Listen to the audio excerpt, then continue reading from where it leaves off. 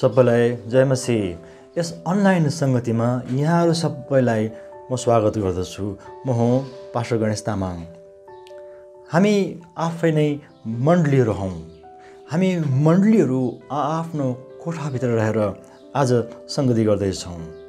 हुन त हाम्रो संगति आज मात्रै गर्ने कुरा होइन, यो जीवनभरि नै रहिरहने कुरा हो। र कोठाभित्र रहेर आराधना गर्नुलाई हामी बाध्यता सम्झदैनौँ, बरु मौका सम्झन्छौँ। किनभने परमेश्वरले केही न केही गर्न लाग्नु भएको यो एउटा सङ्केत हो। तर यस विषयमा हामी धेरै कुरा जान्दैनौँ। जब समय आउनेछ तब हामी जान्नेछौँ। यो जानेर हामीमा एक प्रकारको आशा जाग्छ। अहिलेसम्मको स्थिति हेर्दा महामारीको अगाडि हामी हारेको जस्तो देखिएला, तर यो सधैँ रहँदैन, किनकि परमेश्वर कहिल्यै हार्नुहुन्न। यसकारण आज हामी विपत्तिलाई भन्दा पनि परमेश्वरलाई ध्यान दिउँ। आउनुहोस् हामी आजको आराधनालाई प्रार्थना गरेर आरम्भ गरौँ। आउनुहोस् मसँगै तपाईँ प्रार्थनामा सहभागी हुनुहोस्। हे परमेश्वर पिता, हाम्रा तन र मन विफल होलान्, तर तपाईँ सदा सर्वदाको निम्ति हाम्रो शक्ति र भाग हुनुहुन्छ। यसकारण आज हामी आफ्नो कोठामा रहेर तपाईँको आराधना गर्दै रहँदा तपाईँ सिंहासनमा अझ उच्च पारिनु भएको देख्ने दृष्टि दिनुहोस्, ताकि हामी डर र चिन्तामाथि विजय हुन सकौँ। आज हामी खुला आराधना गर्नेछौँ, तपाईँको वचन सुन्नेछौँ। तपाईँ हामीसँग बोलिराख्नुहोस्। प्रार्थना चाहन्छौँ येशू प्रभुको नाउँमा, आमेन। आउनुहोस् हामी भजनहरू गाउँदै उहाँलाई आराधना गरौँ। आऊ हामी हाम्रा सनातनका परमेश्वरलाई आराधना चढाउँ। परमेश्वरले हामीलाई त्यो शान्ति, त्यो आनन्द हामीलाई हाम्रो हृदयमा दिनुभएको छ कि हामी हरेक समयमा पृथ्वीको जस्तोसुकै विषम परिस्थितिमा पनि हामी उहाँको आराधना गर्न सक्छौँ। हामी सबैजनालाई समय यो आग्रह गर्न चाहन्छु र यो उत्साह दिन चाहन्छु कि आऊ हामी हाम्रो सनातनका परमेश्वरलाई उचालौँ, जो सबै थोकहरूभन्दा माथि हुनुहुन्छ, जो सबै परिस्थितिहरूभन्दा माथिल्लो स्थानमा विराजमान हुनुहुन्छ। हामी यस समय भनौँ, महान प्रभुलाई महिमा, परम प्रभुलाई प्रशंसा।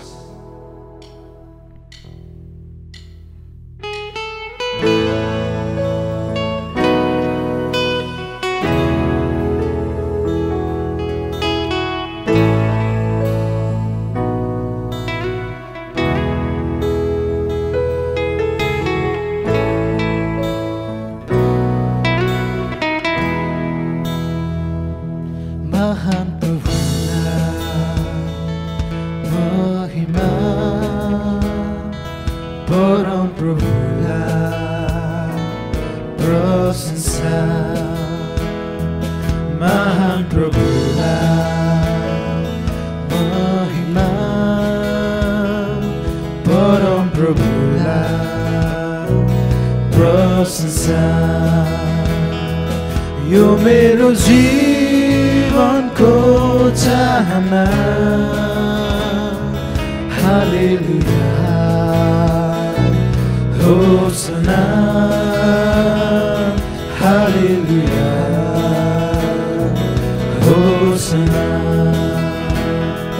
वर्तमान मेरो यीशुको हातमा, भविष्य पनि तपाईँको साथमा। वर्तमान मेरो यीशुको हातमा, भविष्य पनि तपाईँको साथमा। आनन्दित छु, शान्तिमा छु, प्रभुहरूका प्रभुमा। आनन्दित छु, शान्तिमा छु, प्रभुहरूका प्रभुमा। महान प्रभुलाई, महान प्रभुलाई महिमा, परम प्रभुलाई महान प्रभुलाई महिमा परम प्रभुलाई प्रशंसा यो मेरो जीवनको चाहना हालेलुया होसना हालेलुया होसना सर्वांग मेरो यसुको हातमा अर्पण गर्छु धन्यवाद साथमा सर्वांग मेरो यसुको हातमा अर्पण गर्छु धन्यवाद साथमा निश्चित छु निर्धक्क छु राजाहरूका राजामा निश्चित छु निर्धक्क छु राजाहरूका राजामा महान प्रभुलाई महिमा परम प्रभुलाई प्रशंसा महान प्रभुलाई महिमा परम प्रभुलाई प्रशंसा यो मेरो जीवनको चाहना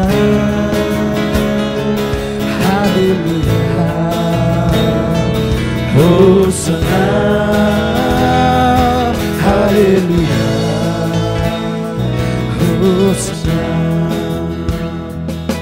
हाम्रा परमेश्वर सनातनदेखि सनातनसम्म परमेश्वर तपाईँ हुनुहुन्छ हाम्रो हरेक परिस्थितिमा हाम्रो हरेक अवस्थामा तपाईँको हामी आराधना गर्दछौँ किनकि तपाईँको नाउँ सबै नाउँभन्दा उच्च पारिएको छ तपाईँको नाउँ थुमाको नाउँ सबैभन्दा उच्चमा विराजमान तुल्याइएको छ सारा शक्ति सारा अधिकार सारा वैभव अनि सारा महिमाभन्दा माथिल्लो स्थानमा उठ्नु नि हाम्रो येशूलाई हामी आराधना गर्दछौँ प्रभु हामी तपाईँलाई धन्यवाद चढाउँछौँ तपाईँको नाउँको स्तुति चढाउँछौँ किनकि हे परमेश्वर तपाईँ जस्तो को छ र तपाईँ जस्तो शरण स्थान हाम्रो को छ र तपाईँ जस्तो चट्टान हाम्रो को छ र हामी तपाईँ बाहेक हामी कसका हामी दौडेर जाने तपाईँ चट्टान बाहेक हाम्रो अरू चट्टान को छ र परमेश्वर सनातनदेखि तपाईँ नै परमेश्वर हुनुहुन्छ हालेलुया तपाईँको आराधना हामी चढाउँदछौँ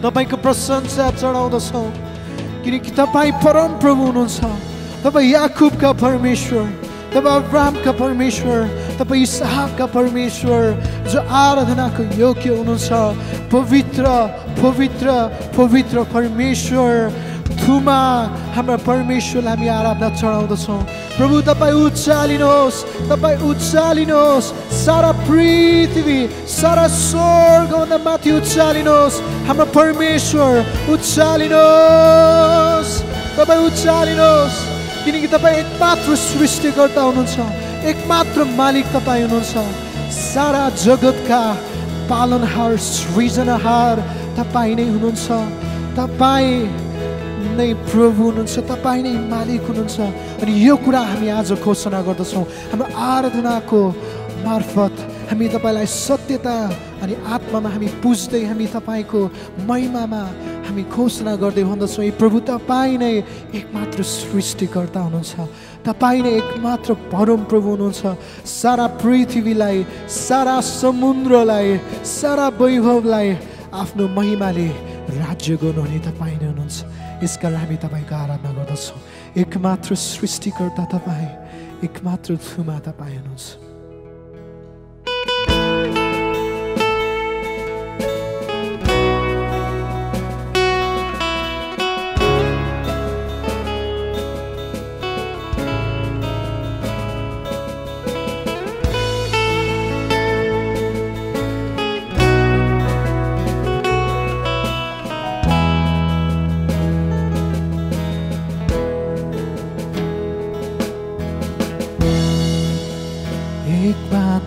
सृष्टि कर्ता महिमा तपाईलाई सारा जगतका मालिक स्तुति तपाईलाई प्रशंसा सबै तपाईकै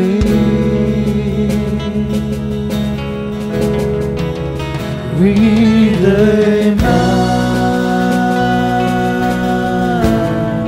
सबै तपाईं नै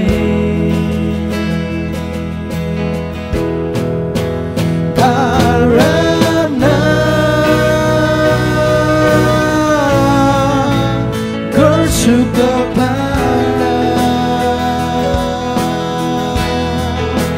स्तुतिको योग्य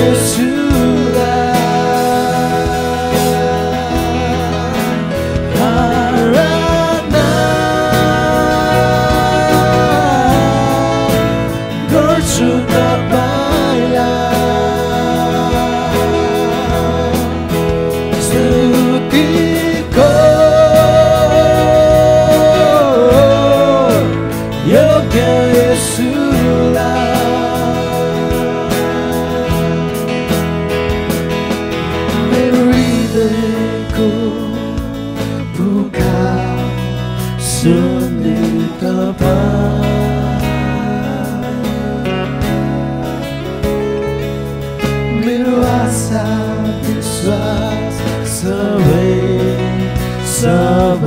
तपाईं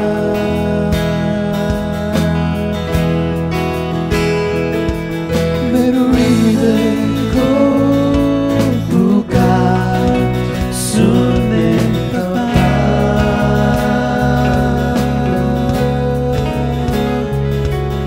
मेरो आशा विश्वास सबै तपाईं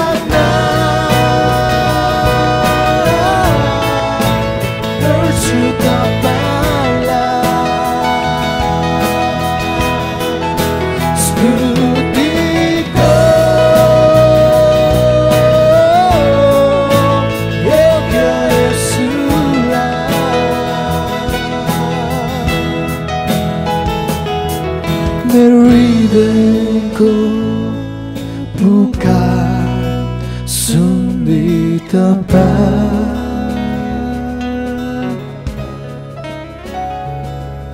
मेरो आशा विश्वास सबै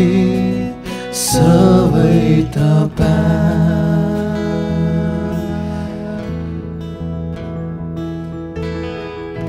हे परमेश्वर तपाईं हाम्रो जोस हुनुहुन्छ तपाईं हाम्रो एकमात्र आशा हुनुहुन्छ सबै पृथ्वीका शक्तिहरू हाम्रो विपरीत आए पनि पृथ्वी उथल पुथल भए तापनि सबै कुराहरू खसिरहेको जस्तो देखे तापनि हाम्रा मानिसहरूका हृदय टुटी गए तापनि शक्तिहरू ढली गए तापनि हाम्रा कतिपय आशाहरू विफल हुँदा पनि तपाईँ हाम्रो परम प्रभु हुनुहुन्छ। आज हामी भन्दछौँ प्रभु हबकुकले भने जस्तै चाहे दाखको बोटमा फल नफुलोस्, चाहे दाखको बोटमा मुना नलागोस्, चाहे मेरा खोरहरूमा भेडा बाख्राहरू नहुन्, चाहे मेरो जीवनमा कुनै खुसी नहुन्, कुनै आनन्द नहुन्, कुनै किसिमको आनन्द नहोस्, तर म तपाईँमा रमाहट गर्नेछु, किनकि तपाईँको नाउँ आज हामीलाई दिनुभएको छ। त्यो नाउँ कुनै पनि शक्तिले, कुनै पनि प्रशासनले, कुनै पनि अधिकारले त्यो नाउँलाई हाम्रो हृदयबाट खोसेर लान सक्दैन। अनि त्यो नाउँको हामी आराधना गर्दछौँ। जब हामीलाई त्यो नाउँ तपाईँले हामीलाई दिनुहुन्छ, हामीलाई अरू केहीको आवश्यक छैन, किनकि त्यो नाउँमा तपाईँले हामीलाई सबै थोक येशू ख्रीष्टद्वारा हाम्रो नाउँ गर्नुभएको छ। त्यो नाउँमा हामी तपाईँको आराधना गर्दछौँ प्रभु। तपाईँको नाउँमा हामी आराधना गर्दछौँ, जो प्रेममा धनी हुनुहुन्छ, जो रिसाउनमा धीमा हुनुहुन्छ। तपाईँको नाउँ कति महान छ। तपाईँको भलाइको निम्ति हामी गाउँदछौँ प्रभु। आज पृथ्वीमा जसोसुकै कठिन अवस्थाबाट हामी गुज्रिनु परे तापनि हे प्रभु हामी तपाईँको आराधना गर्दछौँ, तपाईँको नाउँको हामी आराधना गर्दछौँ, तपाईँको हामी आराधना गर्दछौँ। तपाईँ प्रेममा धनी हुनुहुन्छ, तपाईँ रिसाउनमा धनी हुनुहुन्छ। हामी केवल तपाईँको धन्य भन्दछौँ। हालेलुया।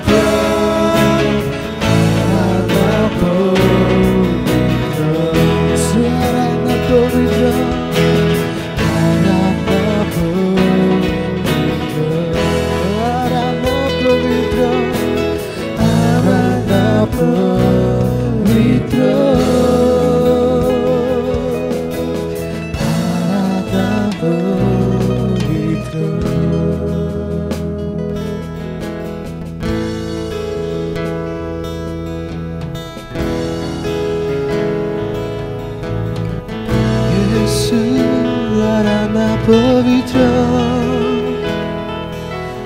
आराधना पवित्र हालेलुया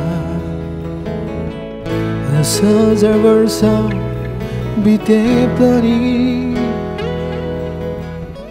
गाइरहनेछौँ हामी तपाईलाई गाइरहनेछौँ तपाईलाई तपाईको नाम सबैभन्दा माथि सबैभन्दा माथि येशू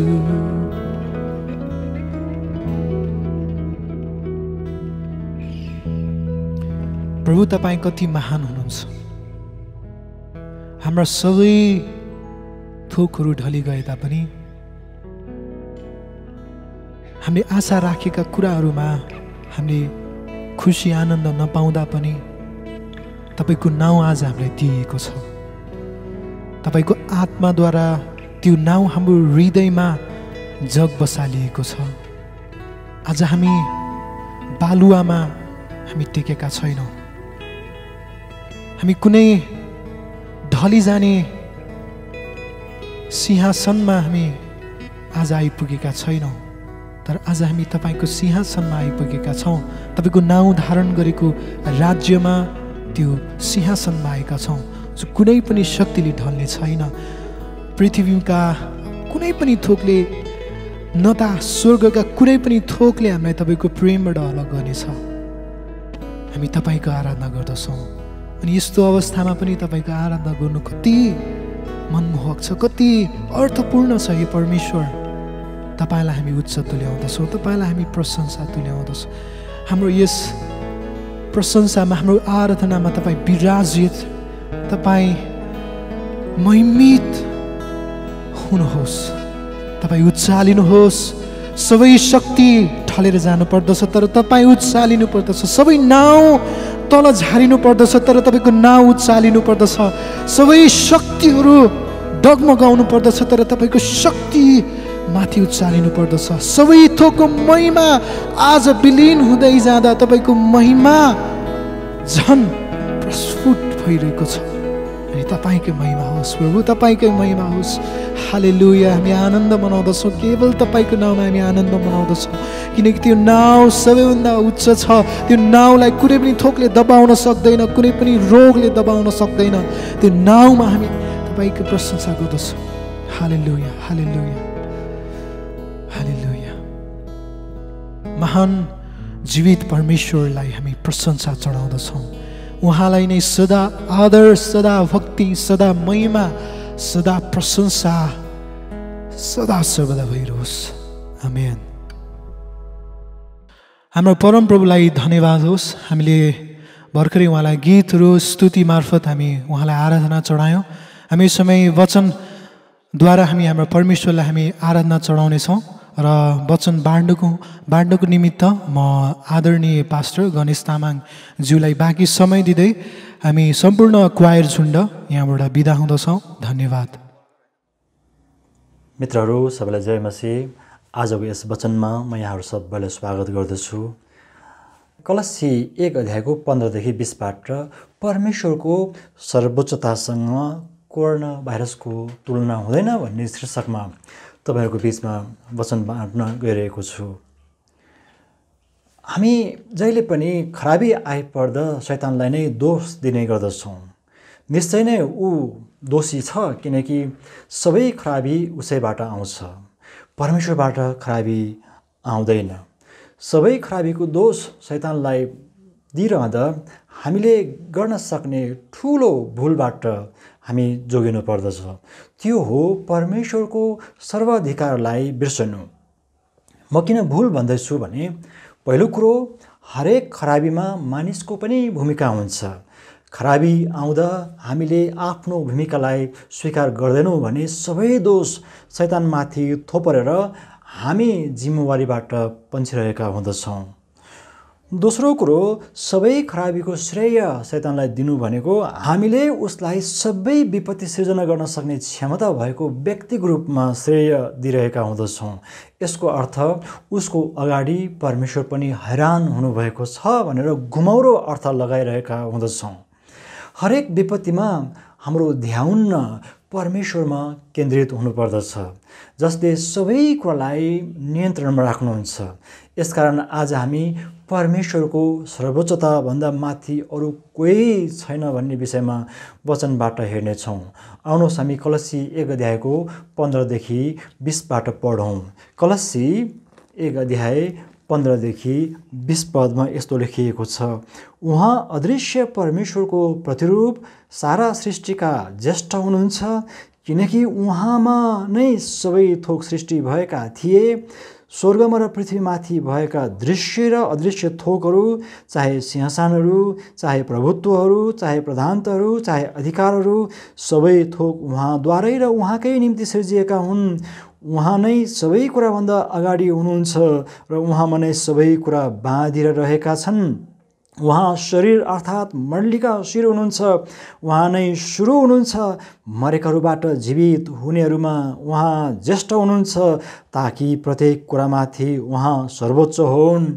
किनकि उहाँको आफ्नो सारा पूर्णता ख्रीष्टमा वास गरेकोमा परमेश्वर प्रसन्न हुनुभयो र परमेश्वरले उहाँका क्रुसको रगतद्वारा शान्ति गराएर पृथ्वीको होस् वा स्वर्गको होस्, उहाँद्वारा नै सबै थोकलाई आफूसँग मिलापमा ल्याउनु भयो। परमेश्वरको सर्वोच्चतालाई दुईटा आयामबाट हामी बुझ्नेछौँ। पहिलो आयाम रहेको छ परमेश्वरको सर्वोच्चता ख्रीष्ट येशूमा प्रकट गरिएको छ। अहिले पढेको खण्डमध्ये यसको 15 देखि 17 पदबाट हेर्नेछौँ। येशू को हुनुहुन्छ भन्ने विषयमा यहाँ स्पष्ट पारिएको छ। येशू अदृश्य परमेश्वरको प्रतिरूप हुनुहुन्छ। परमेश्वर कस्तो हुनुहुन्छ भन्ने ज्ञान पाउनको लागि येशूलाई हेरे पुग्छ। येशूलाई यहाँ सारा सृष्टिका ज्येष्ठ उपनाम दिइएको छ। सारा सृष्टिका ज्येष्ठको अर्थ उहाँ पनि हामी जस्तै परमेश्वरको सृष्टि हुनुहुन्छ भन्न खोजेको होइन। यहोवाका साक्षी नाम गरेका एउटा झुट्टा शिक्षकको समूहले यहाँनिर त्यसरी नै बुझेका छन्। उनीहरू यहाँ झुकिएका छन्। हामी बाइबल मेलैसँग पढ्नेहरू झुकिनु पर्दैन, किनभने पछिल्लो 16 पदमा लेखिएको छ, उहाँमा नै सबै थोक सृष्टि भएका थिए। कसमा भन्नुहोला? उत्तर सिधा छ, ख्रीष्ट येशूमा। उहाँमा के सृष्टि भएका रहेछन्? स्वर्गमा र पृथ्वीमाथि भएका दृश्य र अदृश्य थोकहरू, अर्थात् आँखाले देख्ने र नदेख्ने दुवै उहाँमा सिर्जिएका हुन्। सिंहासनहरू, प्रभुत्वहरू, प्रधानताहरू, अधिकारहरू आदि उहाँद्वारा नै र उहाँकै निम्ति सिर्जिएका हुन्। उहाँ नै सबै कुराभन्दा अगाडि हुनुहुन्छ र उहाँमा नै सबै कुरा बाँधिएर रहेका छन्। उहाँ नै मण्डलीका शिर हुनुहुन्छ। उहाँ नै सुरु हुनुहुन्छ र मरेकाहरूबाट जीवित हुनेहरूमा उहाँ ज्येष्ठ हुनुहुन्छ, ताकि प्रत्येक कुरामाथि उहाँ सर्वोच्च हुन्। अरू कारणले होइन, तर मृत्युलाई माफ गर्नुभएको कारण उहाँ सर्वोच्च हुनुहुन्छ। त्यो मृत्युले विभिन्न महामारीहरूलाई आफ्नो औजार बनाएर मानिसमाथि प्रहार गर्दै थियो भने आज येशूको पराक्रमको अगाडि त्यो हारिसकेको छ। अहिले उहाँलाई विश्वास नगर्नेहरूका आत्मा र शरीर दुवैलाई त्यसले हानि गर्न सक्छ, तर विश्वास गर्नेहरूको निम्ति शरीरलाई मात्र हानि गर्न सक्छ। तापनि 1 कोरिन्थी 15 अध्यायमा हामी पढ्दछौँ, उहाँको दोस्रो आगमनमा महिमित शरीर दिनुहुनेछ। यहाँबाट हामीले सिक्नुपर्ने कुरो यो हो कि दृश्य अदृश्य अर्थात् देखिने नदेखिने सबै येशूको अधीनमा छन्। यसकारण कोरोना भाइरसको नाम लिएर शैतानलाई भाउ दिनुपर्ने कुनै कारण छैन।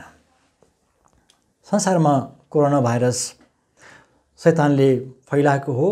हामी यसलाई मान्दैनौँ, यसलाई येशूको नाममा खेद्छौँ भनेर दुष्टाइसँग खेलबाड गर्ने ख्रिस्टियनहरू पनि यथाकथा देखिएका छन्। संसारमा भएको दुष्टतालाई यति सजिलोसँग लिनु हुँदैन। मैले अघि नै भनिसकेँ, संसारमा जति पनि खराबीहरू छन् ती सबै शैतानबाट मानिससँगको सहकार्यमा आएका हुन्। अर्थात् संसारमा खराबी ल्याउन आदम र हव्वा शैतानको मतियार बनेका थिए। तिनीहरूको अनाज्ञाकारितालाई चलाएर अदनमा उसले मृत्यु सल्काइदियो र परिणामस्वरूप मृत्यु यसरी सक्रिय भयो कि रोग, महामारी र विभिन्न विपत्तिहरू उसको हतियार बन्यो। तर त्यो अवस्थालाई परमेश्वरले कसरी सम्हाल्नु भयो भन्ने कुरा हामी हेर्न जाँदैछौँ।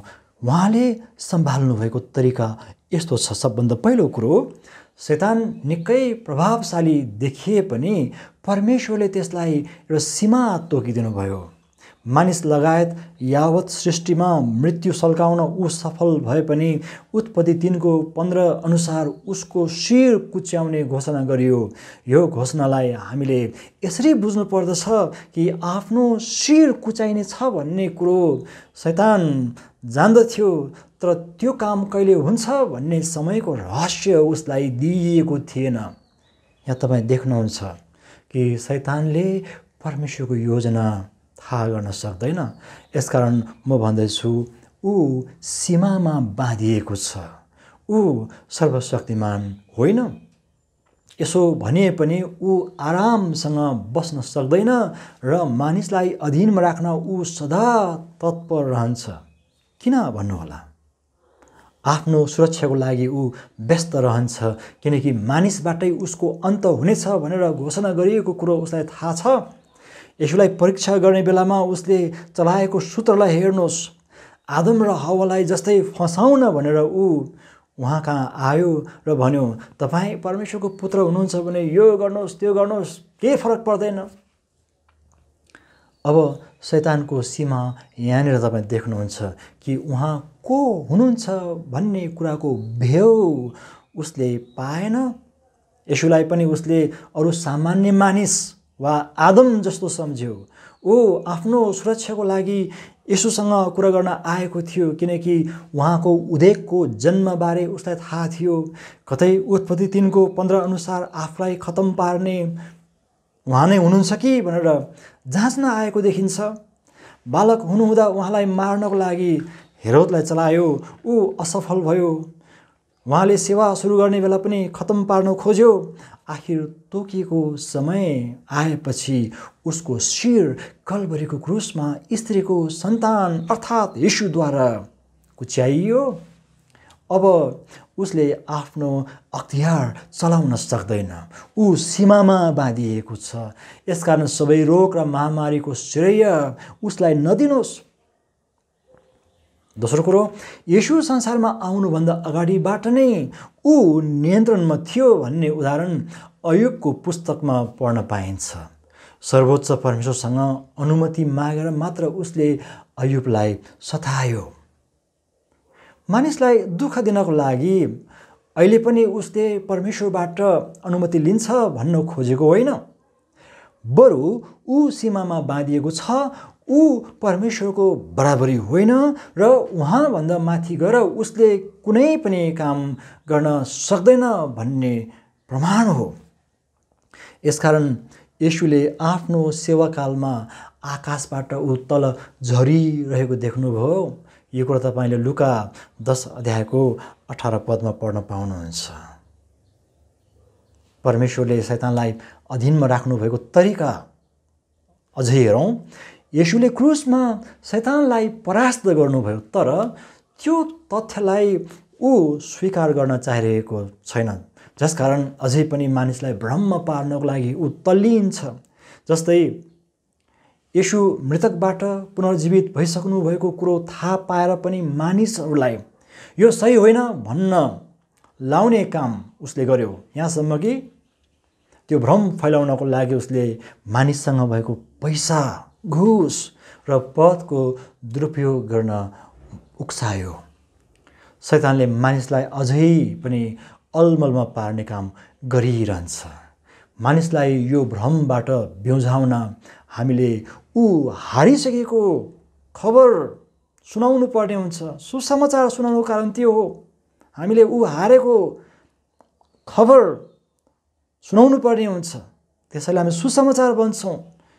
सुसमाचार त्यही हो कि येशूको मृत्यु, गाडाइ र पुनरुत्थानद्वारा उसलाई निशस्त्रीकरण गरिएको छ। यसको अर्थ ऊ हतियार खोसिएको सेना जस्तो भएको छ।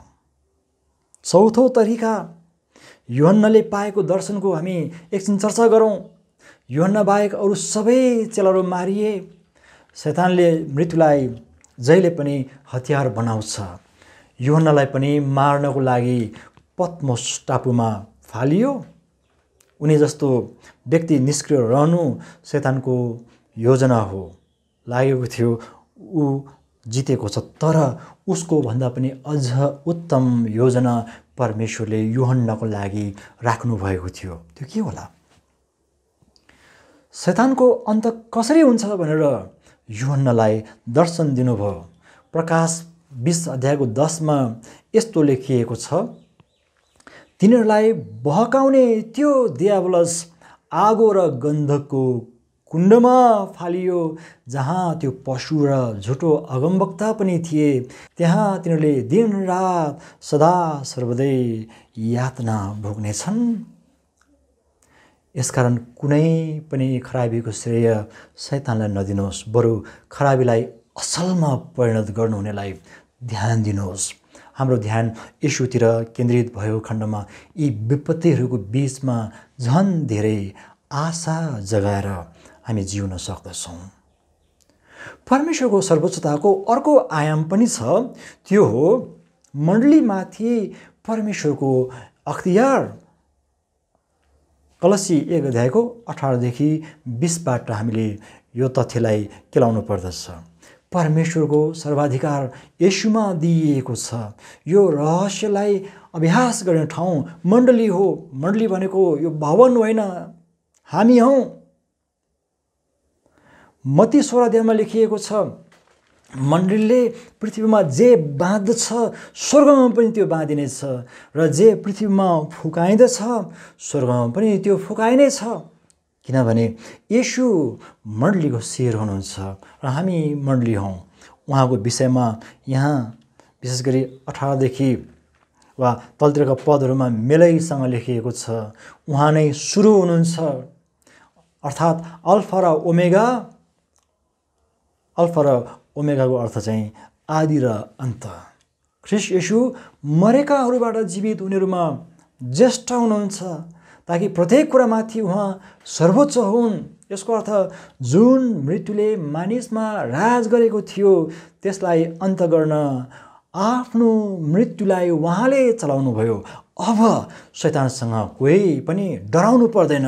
हामी परमेश्वरदेखि टाढा हुँदासम्म मात्र हामीमाथि उसको सबै योजना क्रियाशील हुने हो। तर त्यो समस्या पुरै हल भइसकेको छ, किनकि क्रुसमा उहाँको पुत्र येशूले गर्नुभएको कामबाट हाम्रो र उहाँको बीचमा मिलाप भएको छ। यसकारण हामी रोमी 8 अध्यायको 33 देखि 35 मा पढ्दछौँ। रोमी 8 अध्यायको 33 देखि 35 सम्म यस्तो लेखेको छ, सुन्नुहोस्। परमेश्वरका चुनिएकाहरूका विरुद्धमा कसले अभियोग लाउनेछ? धर्मी ठहराउने परमेश्वर नै हुनुहुन्छ भने दण्डको आज्ञा दिने को हो? मर्ने त ख्रीष्ट येशू हुनुहुन्छ, जो मरेकाहरूबाट जीवित पारिनुभयो र परमेश्वरको दाहिने बाहुलीतर्फ हुनुहुन्छ र हाम्रो निम्ति मध्यस्थ पनि गर्नुहुन्छ। कसले हामीलाई ख्रीष्टको प्रेमबाट अलग गर्ने? के सङ्कष्टले अथवा दुःखले वा खेदोले वा अनिकालले वा नग्नताले अथवा खतराले वा तरबारले? निष्कर्षमा भन्नुपर्दा कतिपटक हामीलाई यस्तो पनि लाग्न सक्छ, शैतानलाई बेसरी डाँट्नुपर्छ। परमेश्वरसँगको मित्रताले गर्दा अब उसलाई ठुलो स्वर लगाएर डाँटिराख्नु पर्दैन। वास्तवमा शैतानलाई डाँटेर भाग्ने पनि होइन, तर परमेश्वरसँगको हाम्रो नजिकको सम्बन्धबाट ऊ भाग्दछ। साथै हाम्रो जीवनमा जबसम्म पाप रहिरहन्छ तबसम्म ऊ सक्रिय भइरहन्छ। तर जब हामी पापलाई छोड्दछौँ तब उसको प्रभाव हाम्रो जीवनमा रहँदैन। यसकारण उसलाई डाँट्नुभन्दा पनि ख्रीष्ट येशूद्वारा उहाँको नजिक हामी जाँदछौँ। धेरै पटक हामीले शैतानबाट आएको खराबीलाई बढी दृष्टि लाएर परमेश्वरको भलाइलाई कम महत्त्व दिइरहेका हुँदछौँ। अब हाम्रो दृष्टिलाई सुधार्नु पर्दछ। परमेश्वरसँग हाम्रो मिलाप भएको छ। उहाँसँग मिलाप नहुँदासम्म मात्र ऊ हामीमाथि हावी हुने हो। अब उसको दाउ हाम्रो जीवनमा लागू हुँदैन। अर्कोतिर हामीले यो पनि बुझ्नु पर्दछ कि संसारमा रोग, महामारी र विभिन्न विपत्तिहरू आइरहनु भनेको हाम्रो पापको विषयमा जानकारी गराइराख्ने एउटा सङ्केत घन्टी जस्तो हो। संसारमा भएको दुष्टाइको तागतलाई यो जान्ने मौका हो। हामी जीवन कसरी बिताइरहेका छौँ भनेर छर्लङ्गै देखाइदिने ऐना हुन्।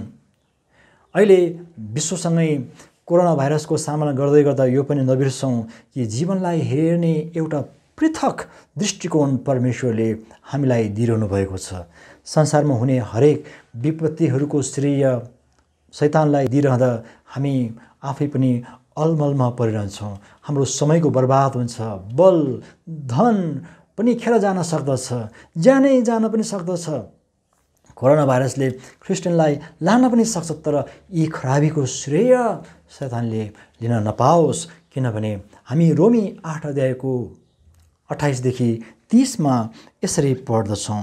रोमी 8 अध्यायको 28 देखि 30 हामी जान्दछौँ उहाँलाई प्रेम गर्नेहरू र उहाँका अभिप्राय अनुसार बोलाइएकाहरूका निम्ति हरेक कुरामा परमेश्वरले भलाइ नै गर्नुहुन्छ। जसलाई उहाँले पहिलेबाटै चिन्नु भएको छ उहाँले तिनीहरूलाई आफ्नो पुत्रको रूप समान बनाउनलाई धेरै भाइहरूमध्ये उहाँ चाहिँ ज्येष्ठ हुन् भनेर अघिबाटै नियुक्त गर्नुभयो। जसलाई उहाँले अघिबाटै नियुक्त गर्नुभयो तिनीहरूलाई उहाँले बोलाउनु पनि भयो र जसलाई उहाँले बोलाउनु भयो तिनीहरूलाई उहाँले धर्मी पनि ठहराउनु भयो र जसलाई धर्मी ठहराउनु भयो तिनीहरूलाई उहाँले महिमित पनि पार्नुभयो। मलाई आशा छ आजको यो वचनबाट तपाईँले विपत्तिलाई हेर्ने एउटा दृष्टिकोण प्राप्त गर्नुभएको छ। याद गर्नुहोस् कि हरेक विपत्तिको श्रेय हामी शैतानलाई दिँदैनौँ, बरु त्यो विपत्तिलाई हाम्रो अनुकूल बनाइदिने, हाम्रा सबै खराबीलाई भलाइमा परिणत गरिदिनु हुने येशूलाई हेर्दछौँ। परमेश्वरले हामी सबैलाई धेरै धेरै आशिष दिउन्। जय मसीह। प्रिय मित्रहरू, हाम्रो ध्यान परमेश्वरको सर्वोच्चतामा होस्, कोरोनातिर होइन। हाम्रो ध्यान उहाँतिर केन्द्रित भएन भने कोरोना मात्र होइन अरू थुप्रै कुराहरूले परमेश्वरको ठाउँ लिनेछ। फलस्वरूप आशा र विश्वासको ठाउँमा डर, शङ्का, अविश्वास र चिन्ता फिक्री बढ्नेछ। यसकारण परमेश्वरमा हामी केन्द्रित बनौँ। साथै हामी आफू बाँच्नु छ, अरूलाई पनि बाँच्न उत्प्रेरित गर्नु छ। महामारीसँग नडराउनुहोस् र लापरवाही पनि नगर्नुहोस्। विशेष गरी बाहिर ननिस्कौँ। हामी विसर्जनको प्रार्थना गरेर छुट्नेछौँ। परमेश्वर पिताको प्रेम, प्रभु यीशु ख्रीष्टको अनुग्रह र पवित्र आत्माको सङ्गति आज अनि सदाकाल भइरहोस्। आमेन। हामी पछि भेट्नेछौँ। प्रभुले यहाँ सबैलाई धेरै आशिष दिउन्। जय मसीह।